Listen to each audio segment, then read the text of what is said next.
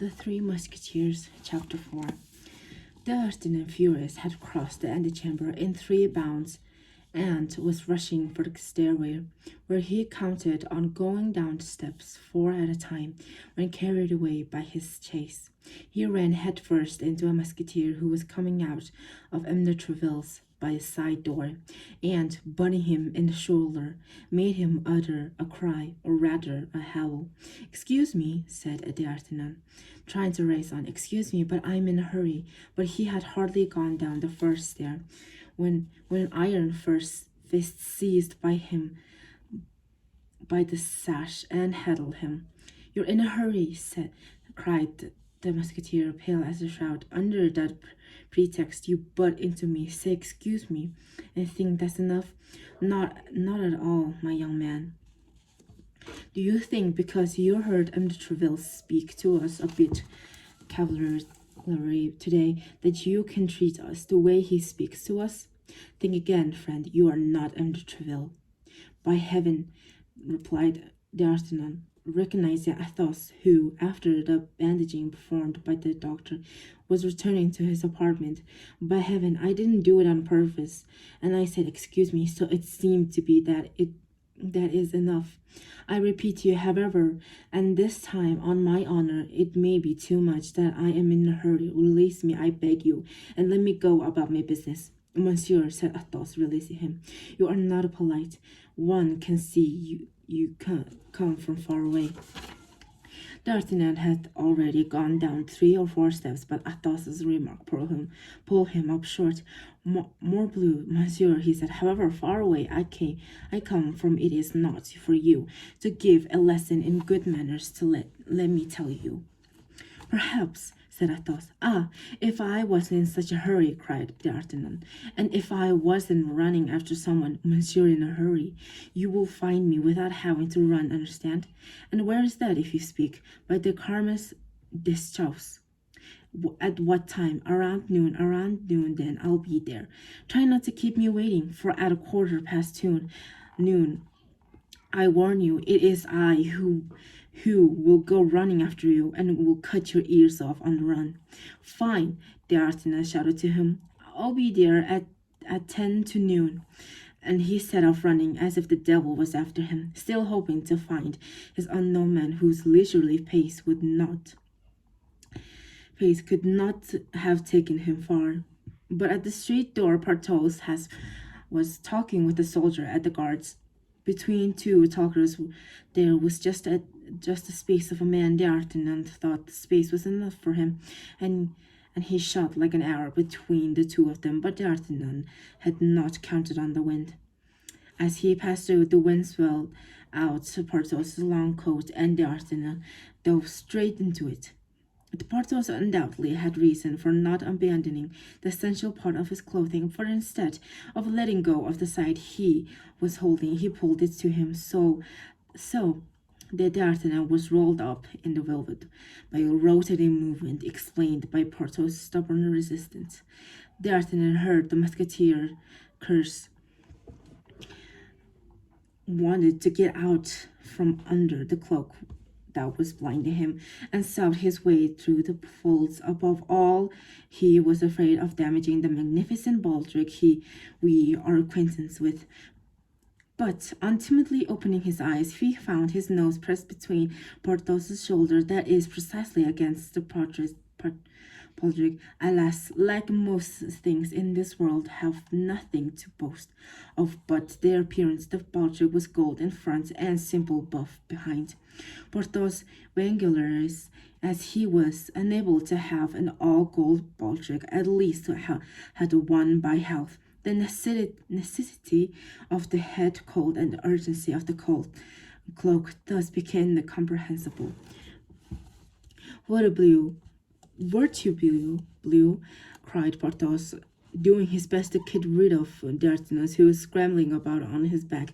"You must be mad to go throwing yourself at people like that." "Excuse me," said D'Artagnan, reappearing from under the giant's shoulder, "but I am in a great hurry. I'm running after someone, and do you forget your eyes when you run, by any chance?" asked Porthos.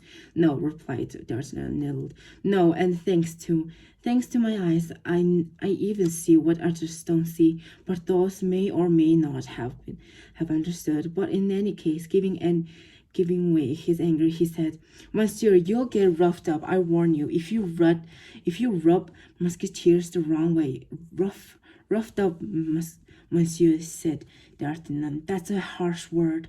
It's the right word of a man accustomed to look his enemies in the face. Ah, pardieu, I know very well you won't turn your back on them." And the young man, delighted with his waggishness, walked away laughing his head off. Porthos seized with a rage and was about to hurl himself at D'Artagnan. "Later, later," cried the young man, "when you're no longer wearing your cloak. At 1 o'clock, then, behind the Luxembourg." "Very well, at 1 o'clock," replied D'Artagnan, turning the corner. But neither on the street he had just walked down, nor on the one he took down at a glance did he see anyone. Slowly as the young man had been walking, he had still gotten away, or perhaps he had gone into some house. D'Artagnan inquired about him from everyone he met, went down as far as the ferry, came back up to the Rue de Seine and the Coq's Rock. Nothing, absolutely nothing. However, the chase was profitable to him in the sense that as the sweat drenched his forehead, his heart cooled down. Then he began to reflect on the events that had just occurred. They were many and ill-fated. It was barely 11 o'clock in the morning, and the day had already brought him into disgrace with M. de Treville, who could not fail to find the manner in which D'Artagnan had left him a bit cavalier. Moreover, he had picked up 2 fine duels with 2 men, each of whom was capable of killing three D'Artagnans. With 2 Musketeers, finally, that is, with 2 of those being whom he esteemed highly, that in his mind and in his heart he placed them above all other men. It was a sad prospect. Sure of being killed by Athos, it is understandable that the young man did not worry much about Porthos. And yet, as hope is the last thing to die in a man's heart, he came to hope that he might survive these 2 duels, with terrible wounds, of course. And in the case of survival, he gave himself in the following 2 reprimands for the future. "What a bird brain I was, and what a boor I am. This brave and unfortunate Athos was wounded in just the shoulder. I just ran into, butted him like a ram. The one thing that surprises me is that he didn't kill me on the spot. He had every right to, and the pain I caused him must have been atrocious. As for Porthos, oh my God, that's much funnier." And despite himself, the young man started to laugh, though still looking out for whatever this isolated laughter, and with no cause apparent to those who saw him laugh, might not offend some passerby. "As for Porthos, that's much funnier, but that doesn't make me less of a scatterbrain. Does one charge into people that way without any warning? No. And does one go looking under their cloak for what isn't there? He'd certainly have forgiven me. He'd have forgiven me if I didn't gone and moved the cursed Baldric to him in real terms. It's true, yes. Prettily veiled. Cursed Gascon that I am, I'd make jokes in the frying pan. Come, D'Artagnan, my friend," he continued, talking to himself with all the amenity he thought he was his due. If you come through, which is unlikely, it's a question in future of being the most perfect politeness. Henceforth, you must be admired. You must be held up as a model. To be considerate and polite, it is not to be a coward. Rather, look at Aramis. Aramis is all gentleness. He is a great personified. Well then, did anyone ever dare say that Aramis was a coward? No, certainly not. And henceforth I intend to model myself on him in every point. Ah, there he is, D'Artagnan, while walking along and soliloquizing, and some within a few steps of the Hotel d'Aiguillon. And in front of his hotel he caught sight of Aramis talking gaily with three gentlemen of the king's guards. Aramis, for his part, also caught sight of D'Artagnan, but as he had by no means forgotten that it was before this young man that de Treville had flown into such a temper that morning, and that a witness to the upbraiding the Musketeers has received was in no way agreeable to him. He pretended not to see him.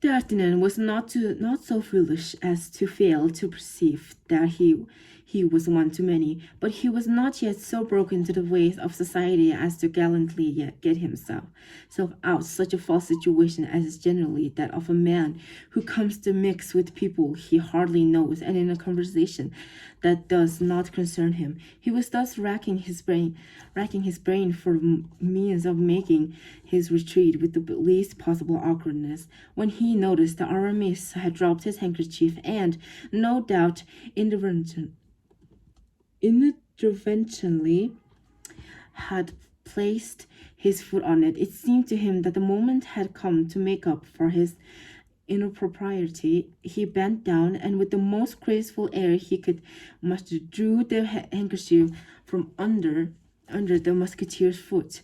For all the muster he undrew for all the efforts the latter made to keep it there, and said, as he handed it to him, "I believe, monsieur, that is a handkerchief you would be sorry to lose." The handkerchief was indeed richly embroidered, and bore a coronet and a coat of arms under one its concerns. Aramis blushed exceedingly, and Thor rather then took the handkerchief from the Gascon's hands. "Aha!" cried one of the guards. Will you still stay discreet, Aramis, that you're on bad terms with M.M.E. the boy's Tracy? Then the gracious lady is kind enough to lend you her handkerchiefs?"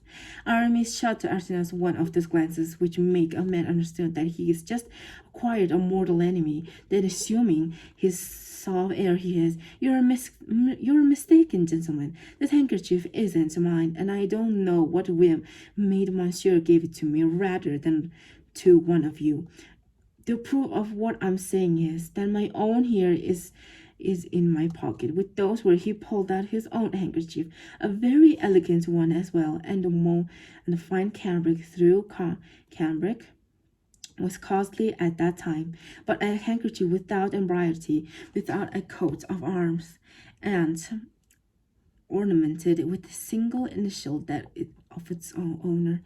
This time D'Artagnan did not breathe a word. He had realized his blunder, but Aramis's friend would not be convinced by his denials, and one of them turning to Aramis with affected seriousness, said, If it were as you claim, I will be forced, my dear Aramis, to demand it back from you, for, as you know, Boyce Tracy is among my intimates, and I do not want anyone to make a trophy of his wife's belongings. Your demand is ill put, replied Aramis, and while I recognize the fundamental fairness of your objection, I refuse on account of the form. The fact is, D'Artagnan ventured timidly, that I don't see the handkerchief come from Aramis's pocket. He had just his foot on it. That's all, and I thought, since he had his foot, the handkerchief was his. And you were mistaken, my dear monsieur, Aramis replied coldly, little sensible effort immense.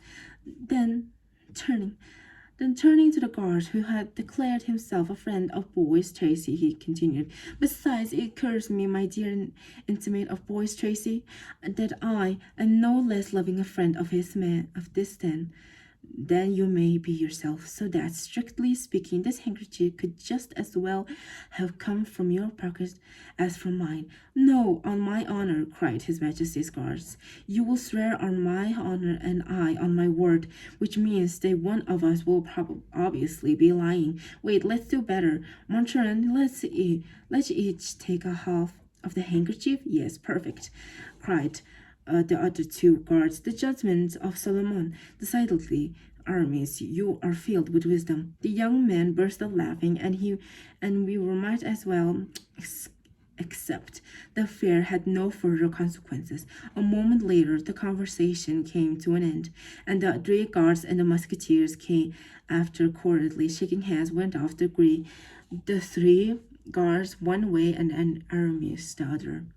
Now's the moment to make peace with this gallant man, D'Artagnan said to himself, having stood aside during the whole last part of his conversation, and with that good sentiment, he went out to Aramis, who was going away without paying any further attention to him, and said, Monsieur, you will excuse me, I hope. Ah, Monsieur, Aramis interrupted. Allow me to observe you that in this circumstance you have by no means acted as befits as a gallant man. What, Monsieur, cried D'Artagnan, do you suppose, Monsieur, that you are not a fool,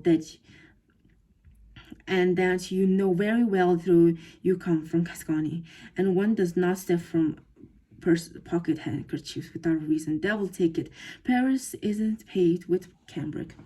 Monsieur, you are wrong trying to humiliate me, said D'Artagnan, whose quarrelsome nature was beginning to speak louder than his peaceable resolutions. I'm sorry, Gascony, it's true, and since you know that, I needn't tell you that Gascons are not very forbearing, so that when they excuse themselves once, and even for some stupidity, they are convinced that they are already done half more than they ought. Monsieur, what I said to you, replied Aramis, was not said in order to pick a quarrel with you. Thank God I'm not a sword slinger, and being only an interim musketeer, I never fight unless I'm forced to, and always with the great reluctance. But this time the matter is serious, for a lady has been compromised by you. By us, that is, cried D'Artagnan. Why did you have the tactlessness to give me back the handkerchief? Why did you have the tactlessness to drop it? I said, and I repeat, Monsieur, that this handkerchief did not come from my pocket. Well, then you've lied twice, Monsieur, for I myself saw it fall. Ah, so you take it in that tone, Monsieur L'Excon. Well, then, I'll teach you how to live, and I'll show you back to your mass, Monsieur l'Epidre, if you please, here and now. No, if you please, my fine friend, no, not here, at least. Don't you see that you're in front of the hotel of the Aguillon, which is full of cardinal's creatures? Who will tell me that isn't his eminence who charged you to fetch my hand? Now I'm ridiculously attached to my head, seeing that it seems to go rather well with my shoulders. I'll kill you, rest assured, but kill you quite calmly, in a closed and covered place, where you won't be able to boast of your death to anyone. I'll gladly accept, but don't be too sure of it. And take your handkerchief, whether it belongs to you or not. You may have a solution to use it. Monsieur is a Gascon? Asked Aramis. Yes, Monsieur is not putting off the meeting after prudence. Monsieur, it is a rather useless virtue for musketeers, I know, but indispensable to men of the church, and as I am musketeer only provisionally, I intend to remain prudent. At 2 o'clock, I shall have the honor of waiting you at the hotel of M. de Treville. There I shall point out the suitable places to you. The two young men bowed to each other. Then Aramis went off up the street that leads to the Luxembourg, while D'Artagnan, saying that time was past him, took the road to the Carmen des Jacques, saying to himself, decidedly I won't survive, but if I'm killed, at least I'll be killed by